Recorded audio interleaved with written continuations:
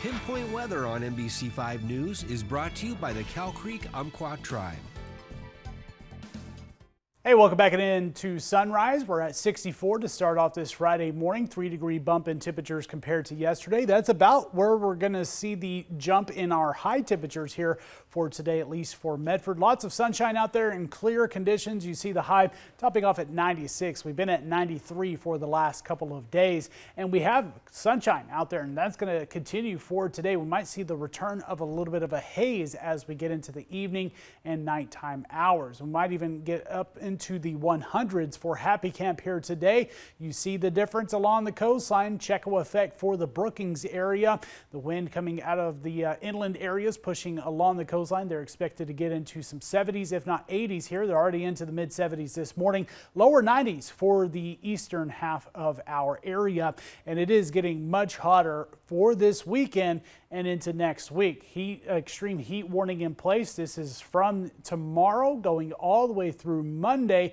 It might even be extended into the middle half of the week with 100+ degree temperatures still continuing all the way until at least Wednesday. So multiple days of hot temperatures. Heat advisory, Douglas County stretching into our eastern counties. Not as hot temperatures, but still hot out there.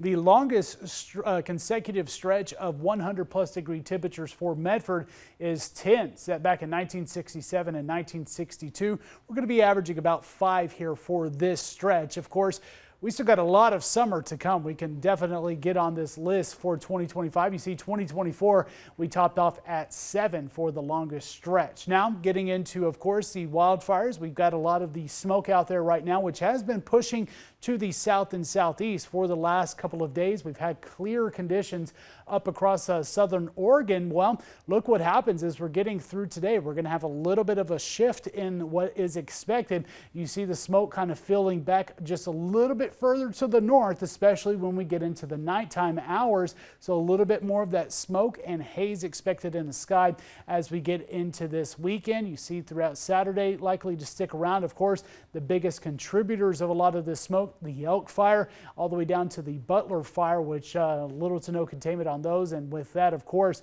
main producers of a lot of the smoke. But we still have a lot of these littler fires, and they are starting to see some containment, which is some good news. Now, wind speeds today coming in from the northwest, still a little bit of a breeze up to about 10 to 15 miles per hour.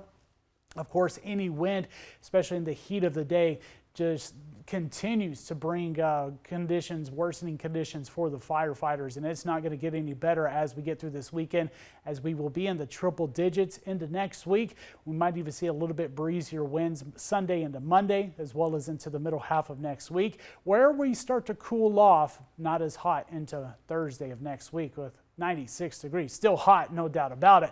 When we look at the climate basin, we'll be into the upper 90s, might see some 100-degree temperatures, and could even have a few isolated storms on Sunday. Very low chance, but some of the model guidance is suggesting some activity for your Sunday before drying out in through the middle half of next week. Northern California might see some of those isolated storms as well. With the gusty winds, of course, higher wildfire risk for the next few days, as well as a patchy dense smoke. The coastline will be in the 60s. Besides the Brookings, they will be much warmer into the 70s, potentially 80s for the next several days, and staying breezy through at least Monday.